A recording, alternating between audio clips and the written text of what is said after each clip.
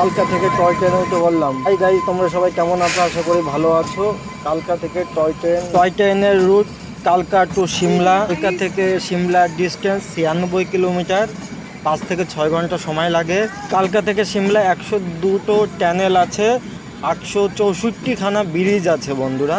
আর বাইরের পরিবেশটা দেখতেই পাচ্ছ, কি সুন্দর পরিবেশ। আর স্বপ্ন ছিল টয় ট্রেনে চড়ার, কিন্তু স্বপ্নটা আজকে পূরণ হলো। অনুভূতিটা খুব সুন্দর অনুভূতি বন্ধুরা, না আসলে পরে বুঝতে পারবেন এত সুন্দর অনুভূতি। দেখ দেখ কি সুন্দর।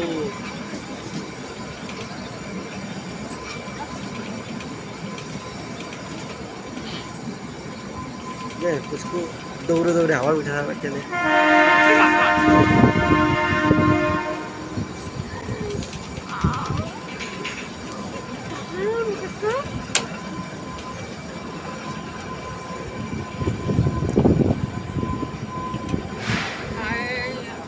ইনভেস্টের পয়সা উঠে গেছে না, তাই তো? এই দেখ দেখা যাচ্ছে।